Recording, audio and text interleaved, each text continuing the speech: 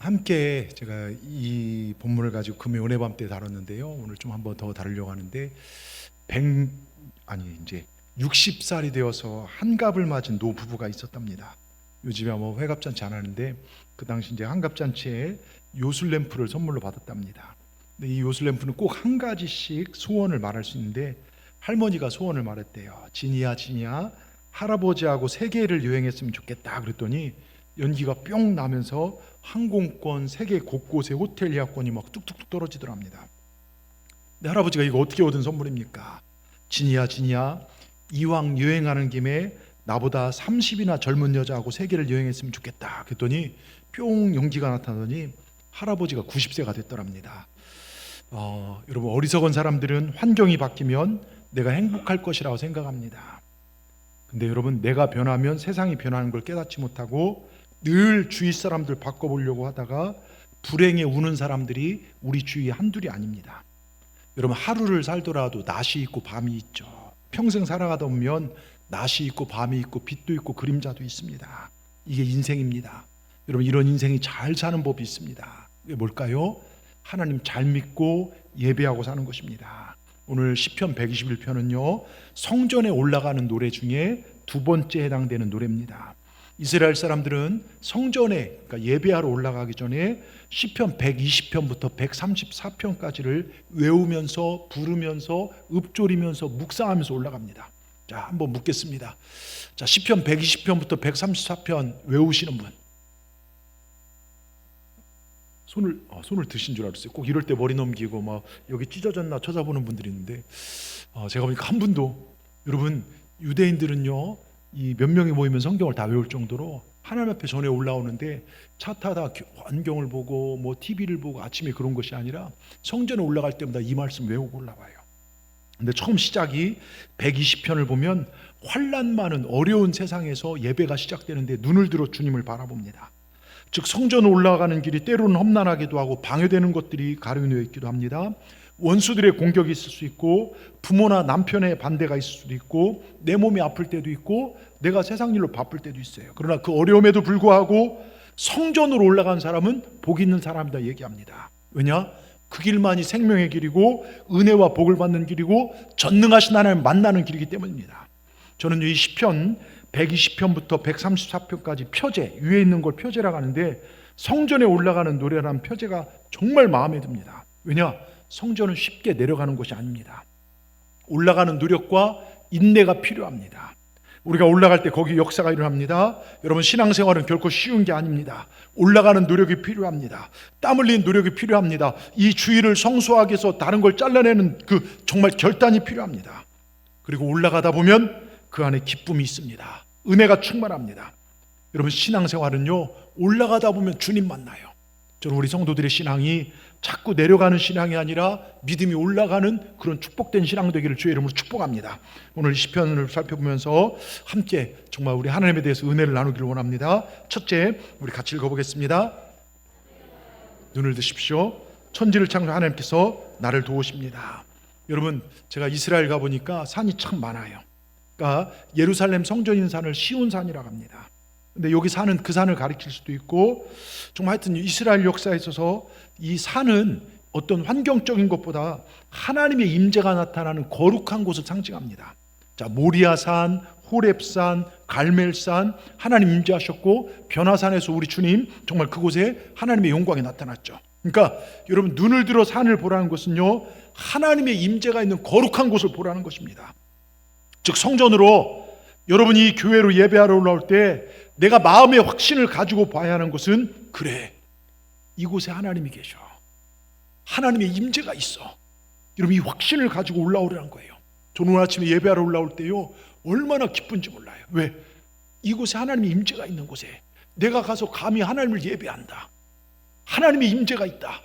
여러분 얼마나 감사합니까? 그러니까 여러분 매 주일 성전에 올라오실 때요 예배드리러 올라오실 때 새벽기도 올라오실 때 수요예배 금요은혜방 모실 때마다 내가 산을 향하여 눈을 들리라 이 믿음을 가지고 올라오시기 바랍니다. 단순히 입술의 고백이 아니라 실제로 하나님의 임재가 이곳에 있음을 믿음으로 나오시기 바랍니다. 그리고 이렇게 질문을 던지세요. 나의 도움이 어디서 올까? 여러분 이 질문의 대답이 엄청납니다. 나의 도움이 어디서 올까? 무슨 정치인, 국회의원, 사업가, 돈 많은 사람, 힘 있는 사람 정도가 아닙니다. 그 대답을 보십시오.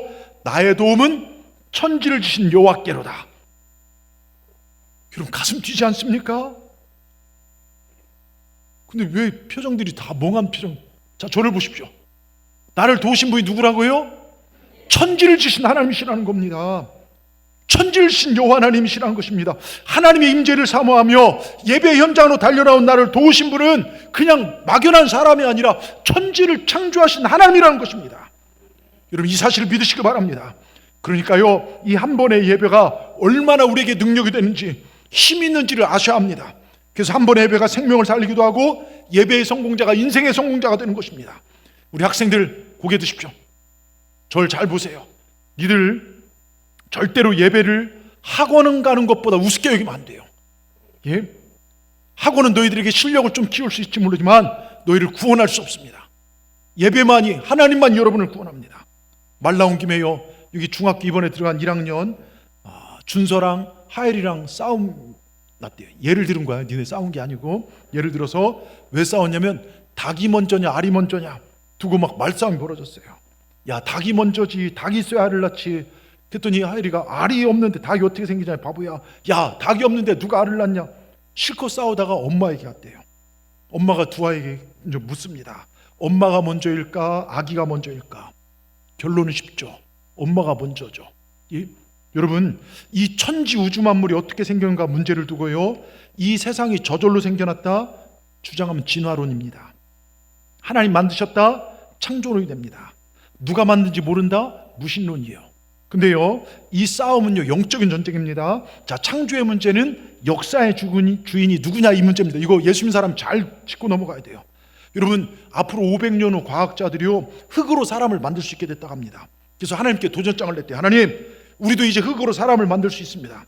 하나님보다 더 멋진 사람을 만들어낼 것입니다. 하나님과 내기를 했대요. 하나님 흙으로 사람을 척척 만들고 계셨습니다.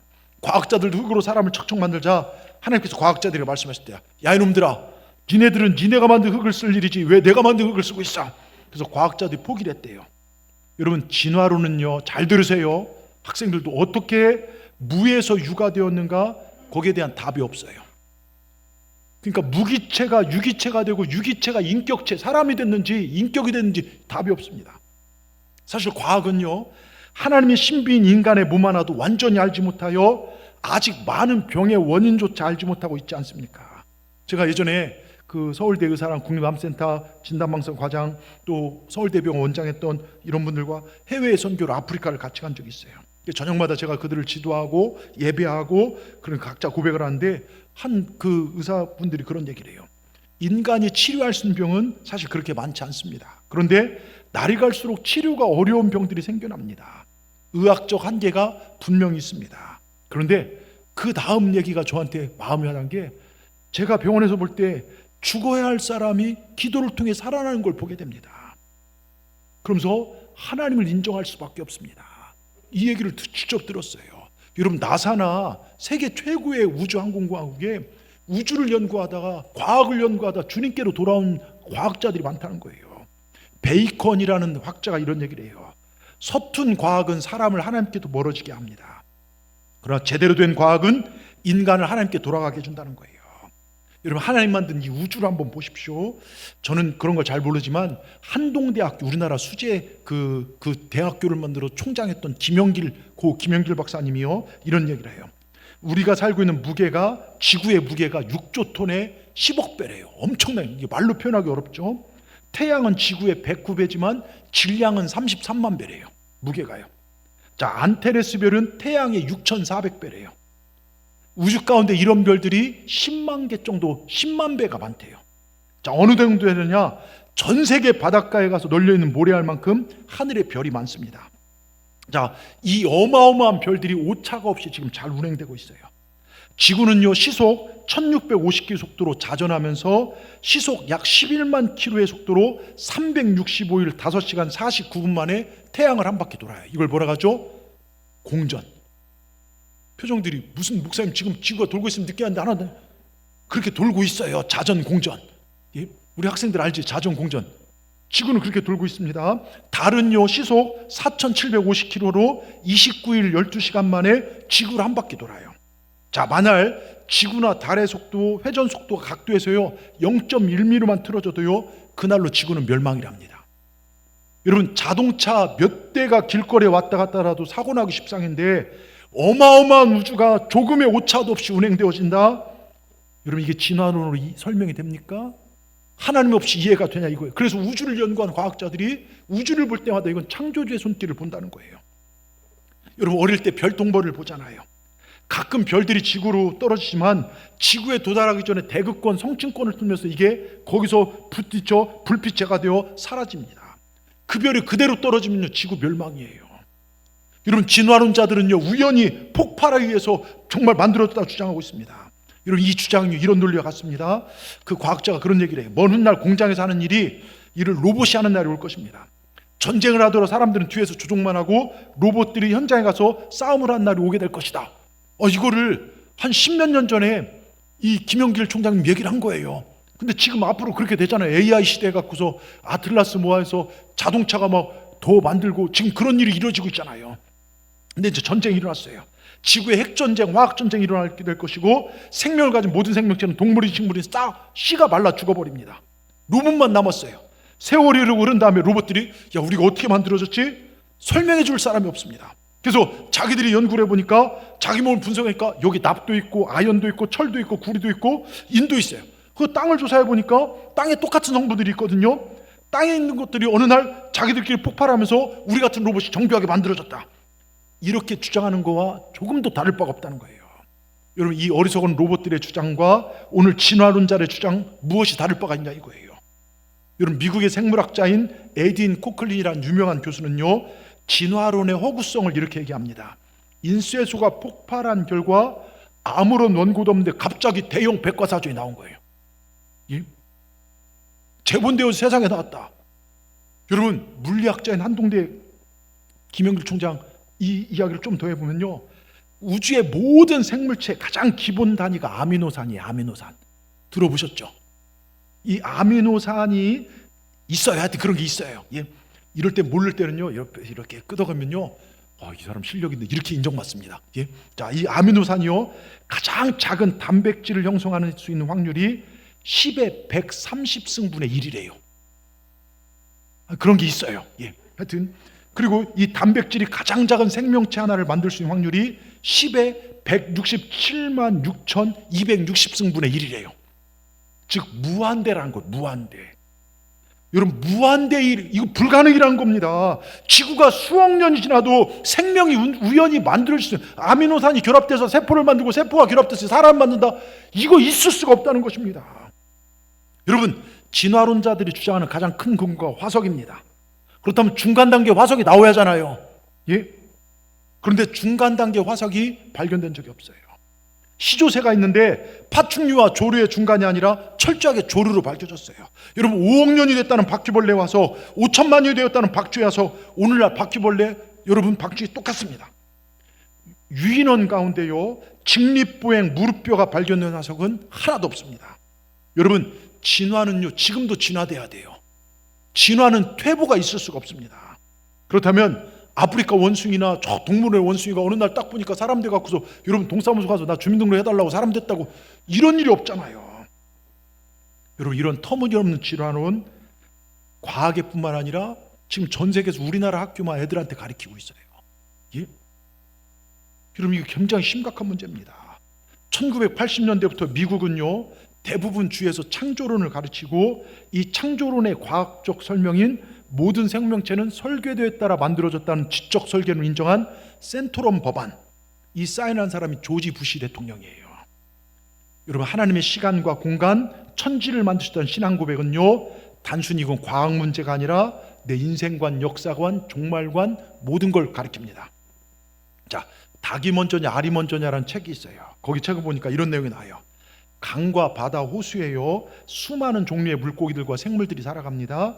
생식철이 되면 암컷은 난자를 배출하고 수컷은 정자를 배출하여 강과 바다는 수천억의 낭자, 정자, 천지가 되는데요 이것들이 서로 짝짓기를 하는데 잉어와 붕어의 정자가 만나 잉붕어가 나오고 또 개구리의 정자와 두꺼비의 난자가 만나서 개꺼비가 나올 만도 한데 인류 역사상 단 한 번도 이런 일이 없었다는 거예요. 왜요? 하나님께서 모든 생물을 그 종류대로 만드셨기 때문에요. 자, 과학에서 이것을 뭐라고 하냐면 성페로몬의 그 원리라고 합니다. 그러니까 같은 종류끼리만 통하는 생식 호르몬이 있다는 거예요. 그런데 인간만 지금 이걸 깨뜨리고 동성애를 해요. 이 비엘이라고 해서요, 요즘 애들 보니까 남자가 남자를 사귀고 여자가, 여러분 이런 일들이 인간만 지금 창조를 깨뜨리고 있습니다. 여러분 손바닥 발바닥은 다른 살보다 두껍죠. 또 손가락 마디를 보면 주름지죠. 예, 그래서 오물을 필 수 있는 겁니다. 이게 우연이 됐을까요? 여러분 윗몸, 이 윗니랑 아랫니랑 씹을 때, 임식물을 씹을 때 이 턱의 근육이요, 무게 80kg의 힘이 이게 주어진대요. 이 힘이 너무 강해서 윗니 아랫니가 정면 충돌할 때 부서질 수 있대요. 근데 여러분 이 치아 밑에는요, 고성능 압력 탐지 기능이 내장돼 있어 이런 충돌을 막아준답니다. 그러니까 이 탐지기는 음식을 먹을 때 혀를 씹고, 음식만 씹고 혀를 씹지 않도록 도와주기도 해요. 여러분 이게 참 신기하지 않습니까? 이게 우연히 그냥 이게 진화론 설명이 되냐 이거예요. 여러분 우리 몸의 세포가 몇 개로 된 줄 아십니까? 우리 몸이 100조 개의 세포로 이루어졌어요. 이 세포는 23상의 염색체, 그 속에 DNA 유전자가 들어있습니다. 들어보셨나요? 예. 그래서 고등교육을 받으신 분들은, 그리고 학교 교육 오래된 분 생각 안 날 건데요, 1번 염색체는 생명정보가 있고 22번 염색체는 자유의지, 17번 뭐 죽음, 그러니까 엄청나요. 그러니까 이 세포 하나 속에요 15개의 단어, 대형 백화점 사전보다 더 많은 정보량이 수록되어 있다는 거예요. 여러분 이 신비를요, 하나님 없는 무신론이나 진화론으로 과연 설명할 수 있을까요? 창세기 1장 1절을 보십시다. 태초에 하나님이 천지를 창조하시니라. 여러분 이 어마어마한 사실 믿어지십니까? 예? 나는 믿습니다. 하나님께서 천지를 창조하신 것을 믿습니다. 여기서 기독교 신앙이 출발합니다. 여러분도 믿으십니까? 이게 믿어지는 게 신앙생활의 시작입니다. 하나님이 나의 아버지십니다. 그 하나님 지금도 살아계십니다. 2020년 그 하나님 나를 지켜주십니다. 우린 그 창조주 하나님을 눈을 들어 바라보고 그분을 예배하는 것입니다. 여러분 나의 도움이 어디서 올까? 천지를 지신 하나님이시라는 것입니다. 여러분 제가 묻습니다. 나의 도움이 어디서 올까 하면 여러분은 천지를 지신 하나님이십니다. 믿음을 가지고 대답해 보시기 바랍니다. 나의 도움이 어디서 올까? 여러분 가슴 뛰지 않습니까? 그러니까 조금 안 된다고 낙심하지 마십시오. 아프다고 좌절하지 마십시오. 돈이 없다고 자녀가 속썩인다고 걱정하지 마십시오. 우리가 믿음으로 예배하고 나갈 때 천지를 지신 하나님 우리를 도우실 줄 믿습니다. 그 하나님 우리 하나님이십니다. 오늘 이곳에 임재해 계십니다. 우리 예배를 받으십니다. 여러분 그 하나님 나의 하나님이십니다. 두 번째요, 하나님께서, 그 천지를 지신 하나님께서 우리를 지켜주십니다. 자, 성소에 보면요 원래 등잔대가 있어요. 우리 성막 우리 교인들하고 한번 갔었잖아요. 거기에 7 촛대가 있는데 7 촛대 형상이 뭘로 되어 있냐면 살구꽃 형상으로 되어 있어요. 원래는 아몬드 나무인데요, 본 적이 없으니까 가장 비슷한 살구나무로 표현한 것인데, 살구나무를 뜻하는 히브리어가 샤카드입니다. 샤카드. 여기 두 가지 의미가 있다고 했어요. 지켜준다, 잠자지 않고 깨어있다는 뜻도 있습니다. 자, 그러니까 명사용은 깨어있는 자, 파수꾼인데요, 여러분 아몬드 아시죠? 아몬드 드셔보셨죠? 이 아몬드 고소하지 않습니까? 너무 많이 먹으면 안 좋대요. 하루에 3알레 정도 먹으면 되게 좋다고 해서 저도 그거 먹고 뭐 혈당도 이제 좋아지고 혈관도 뭐 좋아진다고 해서 그 정도 하는데, 그 의미가 히브리어로 지켜준다는 거예요. 그러니까 여러분 이제 아몬드 드실 때마다요 샤카드, 그래 하나님께 나와 함께 하신다, 나를 지켜주신다 생각하고 드시길 바랍니다. 샤카드를 생각하세요. 자, 시편 121편은요 샤카드, 즉 하나님의 지키심과 보호하심을 보여주는 대표적 시입니다. 내가 산을 향하여 눈을 들리라, 나의 도움이 어디서 올까? 나의 도움은 천지를 지신 하나님이시다. 이후 도움 주신 하나님에 대해서 계속해서 표현하는데요, 자, 이스라엘 지키신 분은 졸지도 않고 주무시지도 않는다. 여호와께 너를 지켜 모든 환난을 면하게 하신다. 너의 영혼을 지켜주신다. 출입을 영원토록 지켜준다. 여러분 이스라엘 백성들이 예배하러 가서 성소에 있는 등잔의 살구나무를 보면서 하나님의 지켜주심을 생각했다는 거예요. 여러분 예배 올 때마다 이 시편을 부르면서, 제가 괜히 383장을 계속 연속 부른 것도 아니고 오늘 교동문을 괜히 읽은 게 아닙니다. 여러분, 의미를 가지라는 거예요. 믿음을 가지라는 것입니다. 하나님이 예배하러 올라온 여러분을 지켜준다는, 나를 지켜준다는 이 믿음을 가지라는 것입니다. 여러분, 아몬드, 샤카드 지켜준다. 또 하나 살구나무 샤카두가 뜻하는 게 있습니다. 소망을 잃지 말라는 거예요. 옛날에 우리 국어 시간에 배웠던 것 중에 여러분, 매란, 목축, 우리나라의 뭐 어떤 기상, 그 다음에 막 이런 걸 상징하잖아요. 특히 매화 같은 경우는 추운 겨울 얼음을 깨고 핀 꽃이라 소망을 상징한다. 국어 시간에 일제치하 때부터 이 매화 뭐 이런 것들에 이제 좀 배우게 됐었는데요. 살구나무가 그런 뜻이에요. 겨울의 추위를 깨고 제일 먼저 피는 꽃입니다. 얼어붙은 죽음을 깨고 싹이 나고 꽃이 피고 열매가 맺습니다. 뭡니까? 불가능을 가능케 한다는 거예요. 여러분, 살구나무가 주는 메시지는 소망을 잃지 말라는 것입니다. 믿음을 잃지 말라는 것입니다. 낙심치 말라는 것입니다. 암담하다고 포기하지 말라는 것입니다. 지금 힘들다고 어렵다고 정말 싹이 죽은 것 같다고 포기하지 말라는 것입니다. 우리 하나님 손 대시면 살아납니다. 내가 지켜준다, 내가 일으켜준다. 여러분, 예배에는 그런 힘이 있습니다. 하나님의 성전을 향해 올라가는 성도들을 진심으로 돕는 분이시고 지키신 분이십니다. 여기 지킨단 말이 6번이나 나옵니다. 성도들을 지킨대요. 3가지 방식으로 지켜요. 자, 1번, 첫 번째가 뭡니까? 우리 같이 한번 읽어보겠습니다. 실족하지 않도록 졸지도 않고 주무시지도 않으며 지켜주십니다. 여러분, 아무리 부모도요, 자녀 지킬 때 졸리면 자요. 근데 우리 하나님은 졸지도 않고 인생이 아니시기 때문에요. 근데 사람은 실족할 수밖에 없는 지극히 연약한 존재들입니다. 근데 하나님은요, 졸지도 않고 지키십니다. 우리가 실족해도 다시 일으키십니다. 실족이란 게 뭡니까? 발을 정말로 밟아야 할 곳을 제대로 밟지 못해 넘어지고 다치는 경우를 말합니다. 우리가 믿음의 길을 걸어가는데 잘못해 세상 유혹에 빠지든지 여러 가지 부족한 잘못이나 넘어짐을 뜻합니다. 이게 우리들의 모습이지만 하나님 우리를 일으켜 세우신다는 거예요. 자, 시편 37편 24절, 시편 37편 24절 띄워주십시오. 우리 같이 한번 읽어보겠습니다. 그는 넘어지나 아주 엎드러지지 아니함은 여호와께서 손으로 붙드심이로다. 그렇습니다. 우리 살다 보면 넘어질 때 왜 없겠어요? 목사인 저도 힘들 때가 있고 자빠질 때가 있습니다. 그런데 하나님 다시 이렇게 세우시고 여기까지 세우신 줄 믿습니다. 그런 여러분, 예배의 자리에 있으십시오. 믿음의 자리에 있으십시오. 나의 도움은 천지를 지신 하나님이다. 이 믿음을 가지고 하루하루 담대히 살아나시기 바랍니다. 하나님께서 여러분을 지켜줄 줄 믿습니다.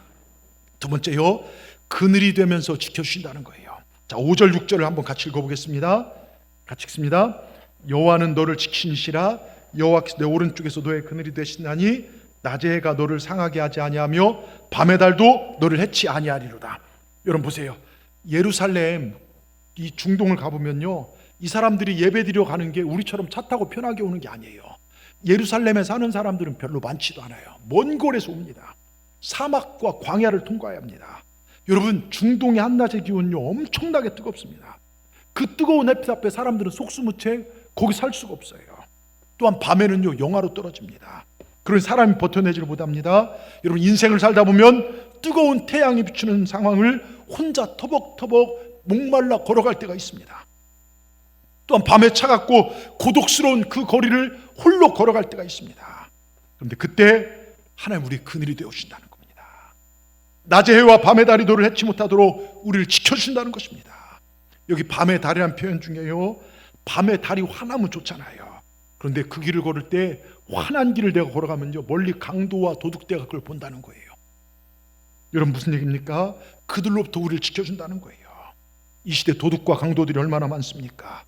내 목숨을 뺏어가는 질병의 강도, 내 물질을 뺏어가는 도둑, 그런 낮의 해와 밤의 달은 우리가 만날 수 있는 일상의 문제들로부터 하나님이 지켜주신다는 것입니다. 어쩐 자들을요, 주님을 믿고 예배하러 올라온 자들, 그들을 하나님께서 지켜주신다는 것입니다. 여러분, 이 얼마나 신나고 행복한 말입니까? 예?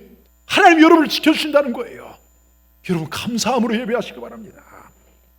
나는 진짜 감사해서 예배드린 것뿐인데 주님 내 인생 전체를 지켜주십니다. 여러분, 델마 탐슨이라는 여인이요 2차 세계대전 중에 행복한 결혼 생활을 꿈꾸며 육군 장교와 결혼했습니다.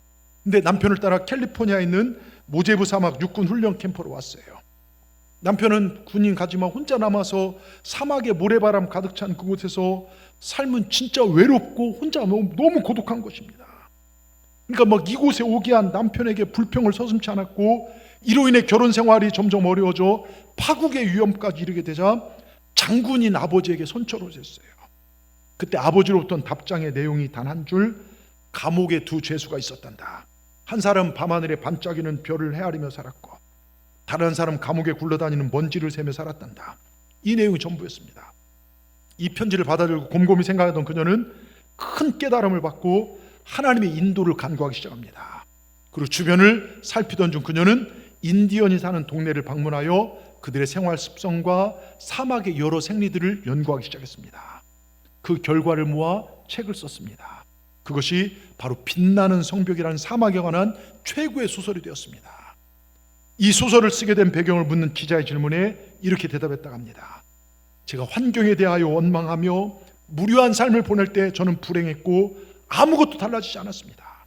하지만 제 삶을 하나님께 인도해달라고 간구하며 해야 할 일을 찾았을 때 하나님 제게 이 놀라운 축복의 길로 인도하셨습니다. 그렇습니다. 여러분, 인생이 어렵다고, 낮에가 힘들다고, 밤에 달이 힘들다고 환경만 불평할 것이 아니라 하나님을 바라보고 믿음의 길을 걸어가면 하나님께서 우리의 길을 가장 좋은 길로 인도하실 줄 믿습니다. 여러분, 누가복음 19장에 삭개오라는 세리장 아시죠? 그는 세리장이라는 직업 하나 때문에 사람들로부터 조롱과 손가락질과 비웃음을 당하고 자신의 진실이 통하지 않는 고독감에 혼자 외로이 살고 있었습니다. 어느 날 듣자 하니 예수님께서 그 마을을 지나간다는 것입니다. 예수님 만나면 내 고독을 알아주실까? 나 같은 사람도 예수님 구원하실까? 달려나가 보았지만 키가 작아 사람들이 많아요. 키가 작아서 까치발을 들어도 예수님 보이지 않습니다. 포기할까? 고민하다가 어디 갑니까? 예수님 얼굴이라도 한번 보자. 달려가 뽕나무에 올라갑니다. 예수님께서 그 마을을 지나가시다가 삭개오를 보시고 그의 이름을 부릅니다. 삭개오야, 속히 내려오라. 이 한마디 말씀 속에 지금까지 쌓여있던 온갖 상처와 아픔들이 눈 녹듯이 녹아내렸습니다. 여러분, 저를 보십시오.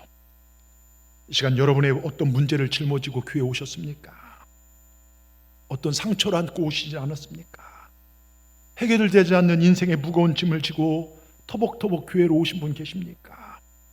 끊임없이 나를 쓰러지게 만들고 물에도 불에도 넘어지게 만드는 영혼의 상처, 아픔을 가지고 오늘 이곳에 오진 않으셨습니까? 오늘 여러분 한 분 한 분의 이름을 부르는 주님의 음성, 삭개오야, 부르는 주님의 음성이 오늘 여러분들의 귓전에 들려지기를 주의 이름으로 축복합니다. 여러분, 이 사실을 아는 성도는요, 어떤 상황에도 두려워하지 않습니다. 오늘 예배를 통하여 여러분 한 분 한 분을 귀히 여기시는 그 하나님을 만나시길 바랍니다. 회복시킨 하나님을 경험하시길 주의 이름으로 축원합니다. 끝으로요, 하나님이 우리 출입을 지켜주십니다. 자, 7절 8절 같이 읽겠습니다. 여호와께서 너를 지켜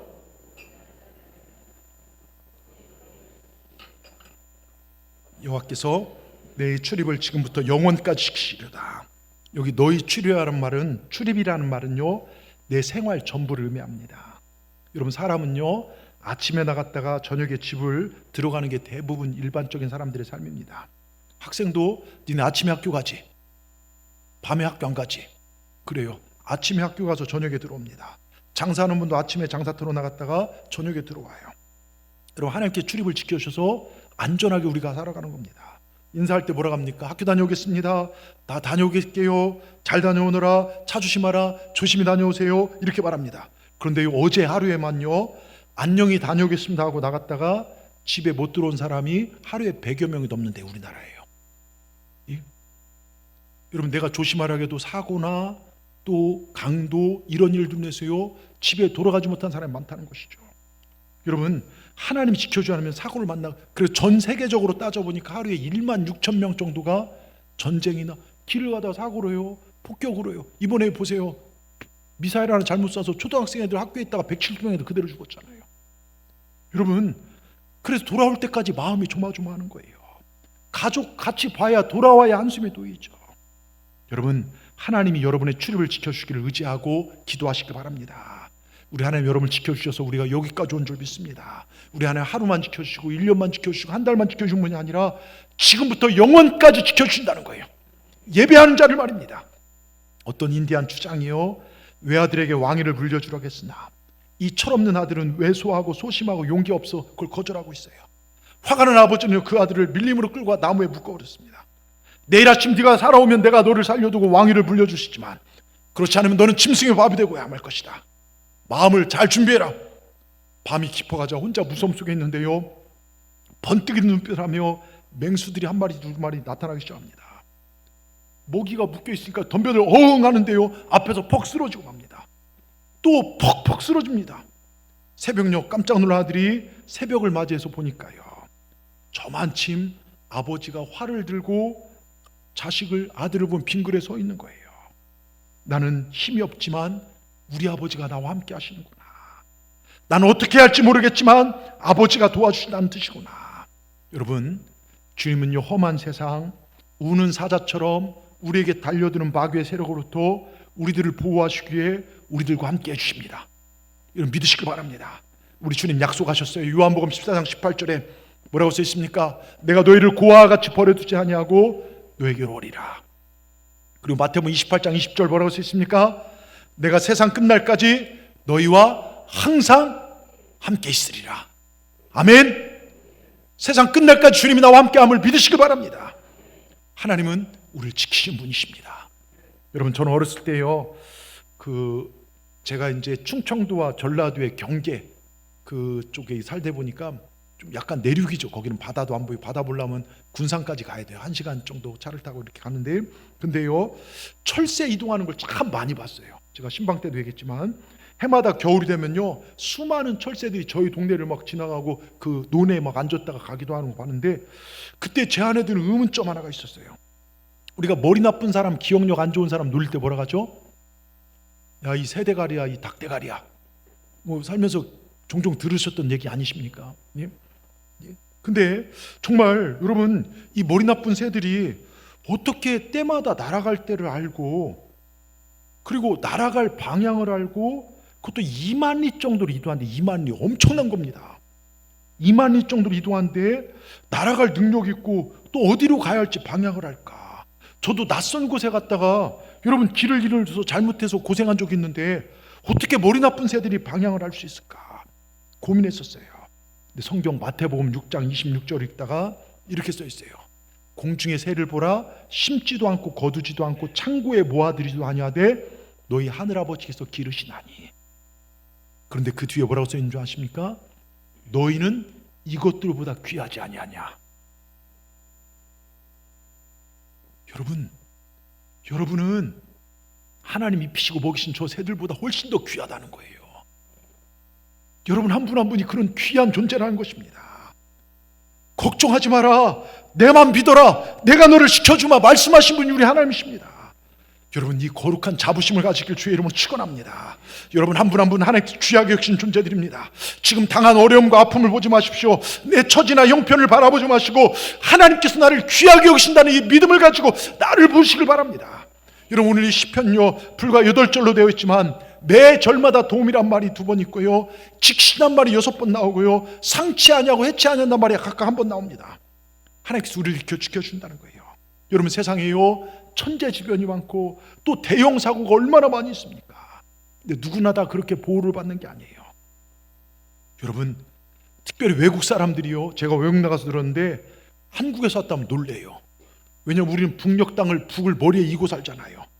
여러분 보세요, 우리랑 가장 발달한 우리나라 서울 수도권이요, 사실 북과 이 거리로 따지면요, 여기서 광주 거리보다 더 가까워요. 진짜 가깝습니다.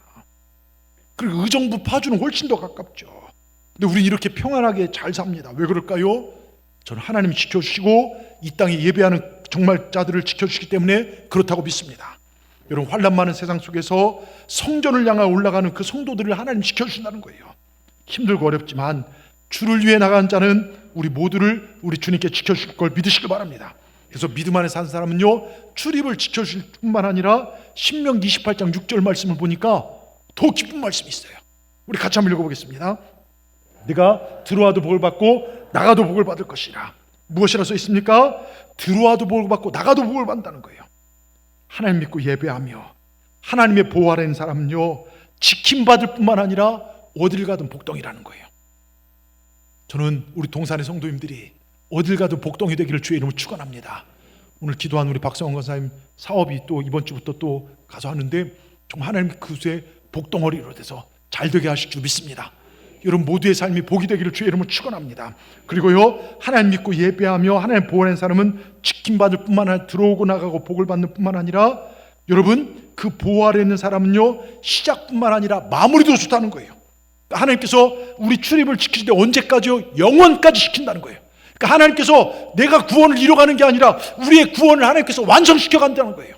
내가 믿음 안에만 있으면 우리를 영원한 천국으로 인도하실 줄 믿습니다. 여러분이 세상에 정말 들어오는 순간에도 하나님이 함께 하셨던 것처럼 지금까지 삶의 우여곡절 속에서도 나를 여기까지 임마누엘 하나님이 인도하셨던 하나님께서 앞으로 내 삶이 끝날 때 나를 영원한 천국으로 인도하실 그 하나님, 그 하나님께서 우리를 지키시고 인도하실 줄 믿습니다. 여러분 가슴 뛰지 않습니까? 오늘 이 가슴 뛰는 말씀 붙잡고 예배 올라오실 때마다 또 삶의 현장이 지치고 힘들고 어렵고 누군가 나를 유혹하고 고난이 온다 할지라도 그때마다 여러분 눈을 들어 주님 계신 주님의 임재가 있는 성전에 올라오십시오. 그리고 나의 도움은 천지를 주신 여호와 하나님이시다. 그분이 나를 지키신다. 영원토록 나의 모든 삶을 지키신다. 믿음으로 나가시길 바랍니다. 들어가도 복을 받고 나가도 복을 받고 여러분 떡반죽 끓이기 복을 받고 여러분 후손들이 복을 받는 그런 축복의 주인공들이 되게 될 줄 믿습니다. 제 이야기를 해서 좀 죄송하지만 제가 목회 현장에서요, 때때로 힘들고 외롭고 고독함을 느낄 때가 종종 있습니다. 제가 힘은 너무나 미약하고 해결해야 될 일은 너무나 많고 크고 정말 엄청나고 내가 탄 배는 통통 배인데요, 파도는요 10m가 넘는 파도가 막 물에 막 숨이 막힐 때가 있었어요. 네. 여러분 모르시겠지만 처음 동산교회 왔을 때 부채 때문에 숨이 막혔습니다. 그 몇 년을 보내면서요, 여러분들한테 뭐 건축원금하라 이런 얘기 한 적도 없었고요. 누구도 의논할 수도 없고 또 의논한다고 해도요, 그 돈을 누가 도와줘요. 그리고 또 여러 가지 막 어떤 사람들과의 관계 이런 문제로 기도할 수차 없는 시절에 저에게 힘이 되었던 찬양 두 곡이 있었어요. 하나님 한 번도 나를 실망시킨 적 없으시고, 하나님 저 도와줄 사람 아무도 없습니다. 그런데 뒤를 돌아보면 언제나 빙그레 웃고 있고 나를 지켜봐 준 한 눈길이 있었습니다. 하나님 도와주세요. 허우적거리면 힘 있는 손으로 언제나 내 손을 붙들어서 좌절과 낙심에 갇혀 있는 게 아니라 여기 이 자리에 세우신 하나님, 능력 있는 팔이 나를 인도하셨습니다. 어느덧 하나님의 도우심으로 우린 모든 부채를 다 갚고 또한 네팔에 세 번째 교회를 지은 것뿐만 아니라 국내외 여러 어려운 교회들과 목회자들, 선교사님들을 어려운 이웃을 섬길 수 있는 위치까지 만들어 주셨습니다. 요즘 살아갈수록 고백되어지는 게 나는 하나님 도움 없이는 살 수 없다는 거예요. 내가 얼마나 무능한지, 하나님의 도움 없이는 나는 한 발짝도 갈 수 없구나. 목회를 하면 할수록, 삶을 살아갈수록 내 힘과 능력은 더욱더 정말 아니는구나 깨닫습니다. 그래서 하찮은 세대가랴가 놀리는 민물들까지도 먹이고 입히신 하나님을 더욱 의지하게 됩니다. 여러분도, 여러분의 인생도 그 하나님을 의지하시길 권면합니다. 여러분 흔들릴 때마다 어려울 때마다 또 하나 저한테 들려오는 찬양 중에 하나가 나의 등 뒤에서 나를 도우시는 주. 내 인생길이 지치고 고나여 매일처럼 주저앉고 싶을 때 나를 밀어주시네. 일어나 걸어라, 내가 새 힘을 주리니 일어나 걸어라, 내 너를 도우리. 나의 등 뒤에서 나를 도우시는 주. 평안히 길을 갈 땐 보이지 않아도 지치고 고나여 넘어질 때면 다가와 그 손을 내미시는 나의 등 뒤에서 나를 도우시는 주. 때때로 뒤돌아보면 여전히 인자한 미소로 나를 바라보시고 정말 재촉하시는 여러분, 여러분을 돕는 그분의 손길은요 따스하고 능력이 있습니다. 여러분 등 뒤에서 여러분을 돕는 그 손길은요 초조한 우리는 늦은 듯하지만 하나님의 가장 정확한 시간에 여러분들을 붙들고 계신다는 걸 믿으시기 바랍니다. 여러분 등 뒤에서 여러분을 지켜주시는 하나님은요 한 번도 여러분을 떠난 적이 없으십니다. 여러분에게 눈길을 떼신 적이 없습니다. 그 손을 놓으신 적이 없습니다. 우리 그 좋으신 하나님 바라보고 믿음으로 앞으로 이 어려운 세상을 헤쳐나가십시다. 아멘. 여러분, 나의 도움 어디서 올까? 천지를 신 여호와께로다. 천지를 신 여호와께서 오늘 우리를 만져주실 줄 믿습니다. 인도하실 줄 믿습니다. 기도하십시다. 살아계신 하나님, 천지를 창조하신 하나님, 감사와 영광 올려드립니다. 하나님, 예배하기 위해 창조된 우리가 그 창조의 목적 따라 예배를 드린 것뿐인데 하나님, 그 예배자들을 도우시고 주무시지도 않고 졸지도 않고 지켜주시니 참으로 감사를 올려드립니다. 때로는 환난이 내 삶을 힘들게 하고 때로는 여러 가지 일들이 순탄하게 잘 흘러간다 할지라도 언제나 주의 임재가 있는 곳을 바라보며 기도하며 예배하며 나가는 그 본분을 다하여 하나님의 놀라우신 도우심과 지키심과 형통케 하신 복을 누리며 살아가는 우리 동산의 성도들 다 되게 하여 주시옵소서. 안 되는 중에 되게 하시고 무에서 유를 창조하신 능력의 하나님의 역사가 우리 모두에게 있게 하여 주시옵소서. 나는 창조주 하나님을 믿습니다. 그 하나님 나를 지키실 걸 믿습니다. 예수님의 이름으로 기도하옵나이다. 아멘. 우리 시간 이 찬양을 불렀으면 좋겠습니다. 나의 등 뒤에서 나를 도우시는 주, 나의 인생길에 지치고 고나여, 제가 방금 정말 이 찬양의 고백을 드리면서 우리 행복한 마음으로 주님 앞에 예물 드리기를 원합니다.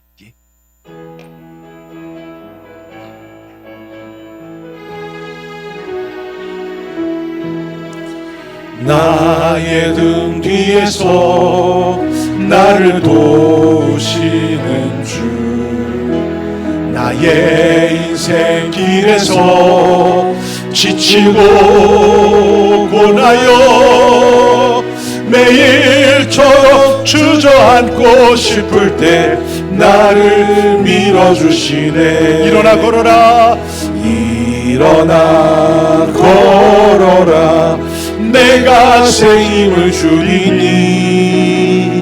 일어나 너 걸어라, 내 너를 도우리. 나의 등 뒤에서, 나의 등 뒤에서 나를 도우시는 평안히 길을 갈 때, 평안히 길을 갈 때 보이지 않아도 지치고 고나여 넘어질 때며 다가와 손 내미시네. 일어나 걸어라, 일어나 걸어라, 내가 새 힘을 주리니.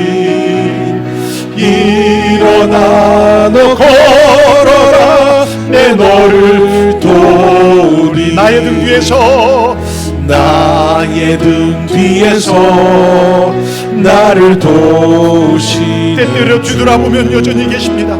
때때로 뒤돌아보면 여전히 계신 주, 잔잔한 미소로 바라보시며 나를 재촉하시네. 일어나서 고백합니다. 일어나 걸어라, 일어나 걸어라, 내가 새 힘을 주리니.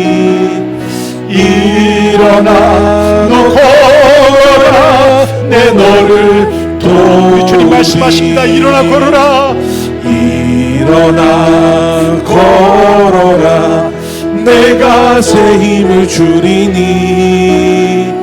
일어나 너 걸어라, 내 너를 도우리. 기도하시겠습니다. 나의 등 뒤에서 나를 도우시는 주님, 내 인생길에서 지치고 고나여 주저앉고 싶을 때 나를 밀어주셔서 여기까지 왔습니다.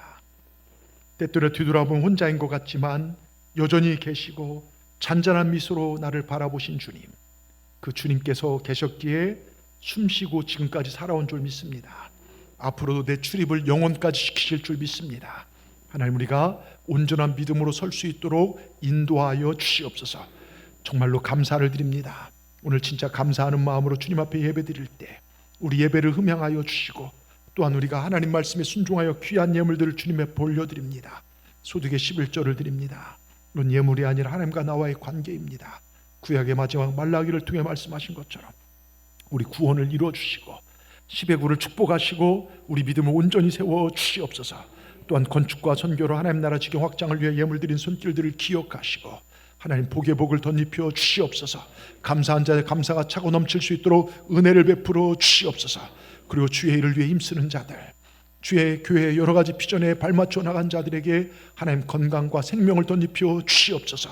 주님, 우리가 오늘 거룩한 산 제물로 우리 삶을 드리오니 받아주시고 우리 인생에 한량없는 복을 덧입혀 주시옵소서. 주님, 주님만이 영광 받으시길 원하오며 예수님의 이름으로 감사하며 기도드리옵나이다. 아멘.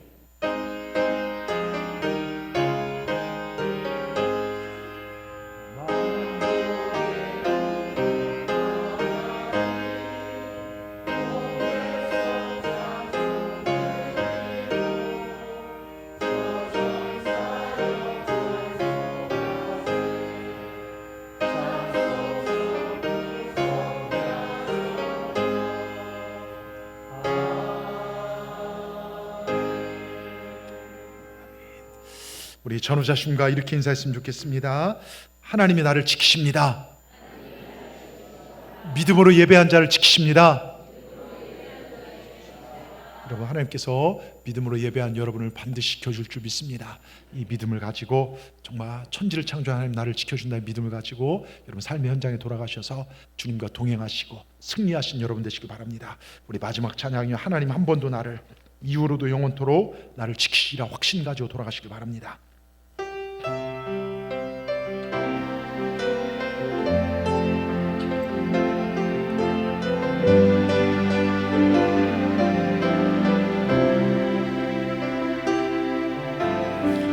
하나님 한 번도 나를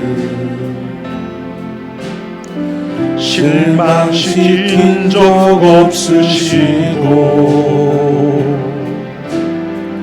언제나 공평과 은혜로 나를 지키셨네. 지나온 모든 세월들, 지나온 모든 세월들 돌아보십시오. 돌아보아도 그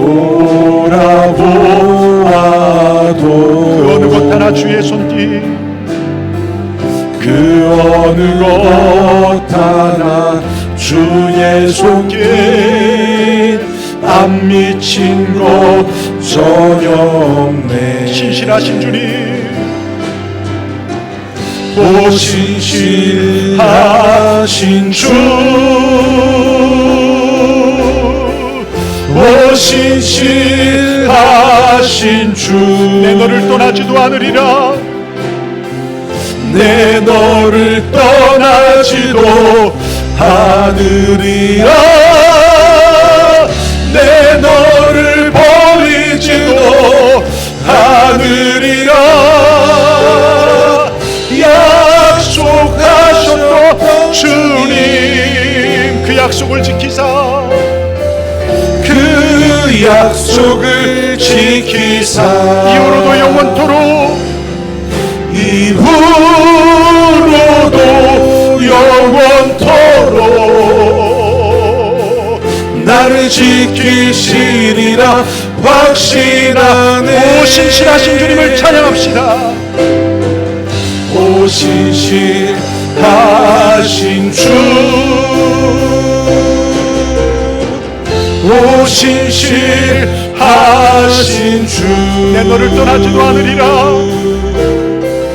내 너를 떠나지도 않으리라. 내 너를 버리지도 않으리라. 내 너를 버리지도 않으리라.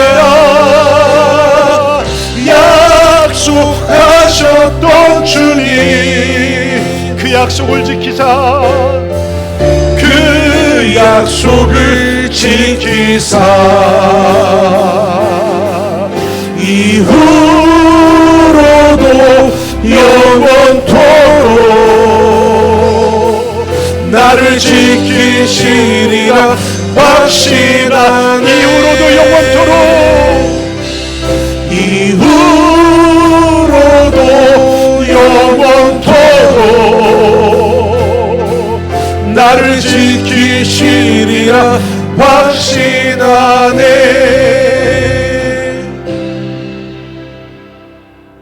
우리 믿음을 가지고 천지를 주신 하나님께서 오늘 내 아픈 몸과 내 삶을 만지실 걸 믿습니다. 오늘 믿음을 가지고 기도하겠습니다. 주님, 오늘도 우리가 예배를 마치며 천지를 주신 하나님, 그 하나님 나를 도우실 걸 믿고 믿음으로 기도합니다. 그 채찍에 맞으면 너희는 나무로 따겠습니다. 하나님, 이 시간 우리를 괴롭히는 더러운 질병을 물리쳐 주시옵소서. 우리를 괴롭히는 암덩어리 소멸될지어다. 몸에 펴져 있는 악성 종양 내가 예수님 할 때 떠나갈지어다. 사랑하는 성도들의 삶 가운데 떠나갈지어다. 갑작스런 죽음을 일으키는 심근경색, 뇌경색도 떠나갈지어다. 혈전은 녹아질지어다. 삶의 질을 괴롭히는 정말 디스크와 또 당뇨와 관절 다 떠나갈지어다. 내가 예수 이름 앞에 떠나갈지어다. 모든 질병은 주님의 이름 앞에 굴복되어 우리 성도들의 삶 가운데 떠나갈지어다. 하나님, 너희 믿음대로 된다겠사오니 우리에게 믿음의 믿음을 더하여 주시옵소서. 지금은 우리 주 예수 그리스도 우리에게 생명 주시게 하여 하늘 영광 보좌를 모르시고 낮고 천한 이 땅에 오셔서 내가 매달릴 십자가에 대신 매달리시고 죽으시고 부활하신 놀라우신 주님의 은혜와 성부 하나님의 독생자 예수를 일부러 죽이셔서 우리를 살리신 그 크신 사랑과 눈을 들어